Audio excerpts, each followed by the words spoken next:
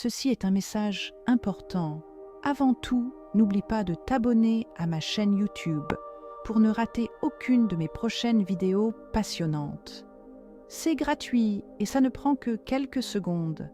Alors clique sur le bouton « S'abonner » dès maintenant pour rejoindre la communauté. Ganigawane était un village isolé, perdu dans l'immensité de la savane africaine. Les habitants vivaient en harmonie avec la nature, mais une tradition cruelle ternissait leur âme.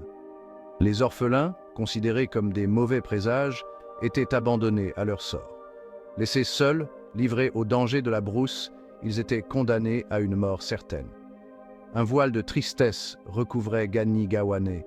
Les anciens disaient que c'était le prix à payer pour la prospérité du village. La peur d'attirer le malheur sur la communauté avait anesthésié leur cœur. L'ombre de la tradition planait sur Ganigawane, étouffant toute lueur d'humanité. Un jour, un nouveau-né fut déposé à l'orée du village. Sa mère, épuisée par l'accouchement, avait rendu son dernier souffle. Le bébé, enveloppé dans une couverture usée, pleurait à chaudes larmes. Son destin était scellé. Il serait sacrifié sur l'autel de la superstition. Les villageois se rassemblèrent autour de l'enfant. Leurs visages étaient graves, marqués par des années de traditions cruelles. Personne n'osa défier la loi ancestrale. L'enfant, baptisé Adamou, fut emmené loin du village, dans le désert aride, et abandonné à son triste sort. Le soleil africain dardait ses rayons brûlants sur le petit Adamou. Laissé seul au milieu de nulle part, il pleurait à fendre l'âme. Sa voix, fragile et plaintive, se perdait dans l'immensité de la savane. Le vent chaud sifflait entre les herbes sèches, comme pour se moquer de son infortune. Des animaux sauvages rôdaient autour de lui, attirés par l'odeur de sa détresse. Des vautours planaient dans le ciel bleu azur, attendant patiemment leur sinistre festin. La mort semblait être la seule issue pour le petit Adamou. Pourtant, le destin avait d'autres projets pour lui. Une lionne, alertée par ses pleurs, s'approcha prudemment. Contre toute attente, elle ne lui fit aucun mal. Au contraire, elle le prit délicatement entre ses crocs et l'emporta dans sa tanière, une grotte cachée au cœur d'un massif rocheux. La lionne, elle-même mère d'une portée de lionceaux, prit Adamou sous sa protection. Elle le nourrissait de son lait, le réchauffait de son corps puissant. Le petit garçon, blotti contre ses petits, trouvait en elle une mère de substitution. Les années passèrent. Adamou grandissait, choyé par la lionne et ses petits. Il apprenait les lois de la nature, la signification des murmures du vent, le langage des animaux.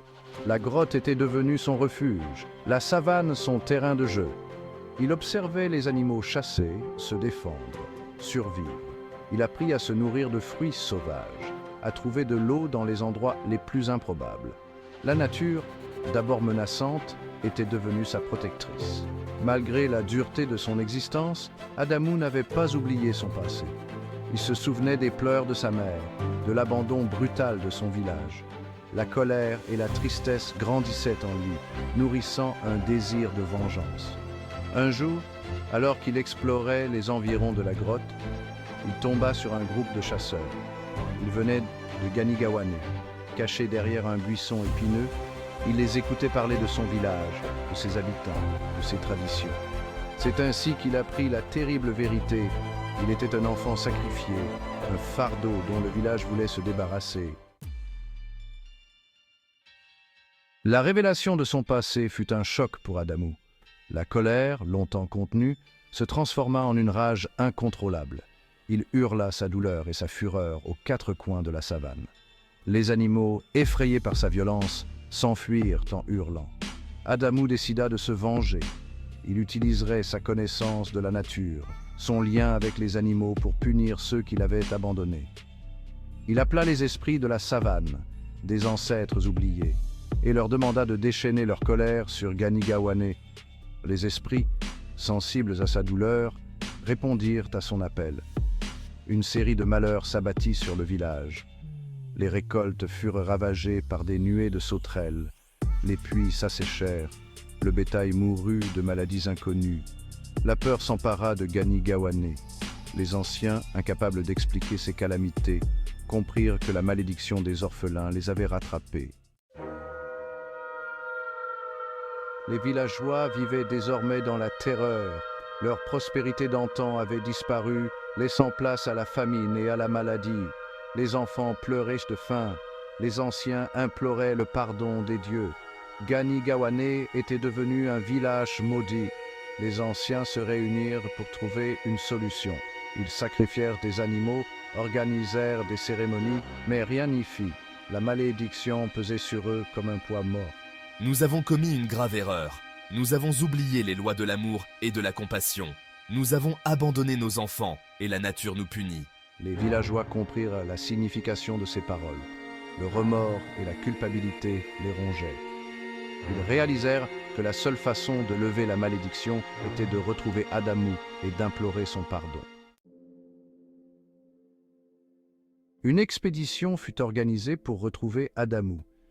Des hommes partirent à sa recherche, sillonnant la savane à pied. Des jours se transformèrent en semaines, puis en mois, mais ils ne trouvèrent aucune trace du jeune homme.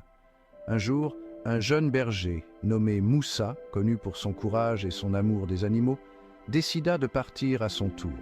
Il avait entendu les histoires d'Adamou, l'enfant élevé par les lions, et sentait qu'il pouvait le retrouver. Moussa marcha pendant des jours, guidé par son intuition. Il traversa des rivières infestées de crocodiles, brava des tempêtes de sable, affronta des animaux sauvages.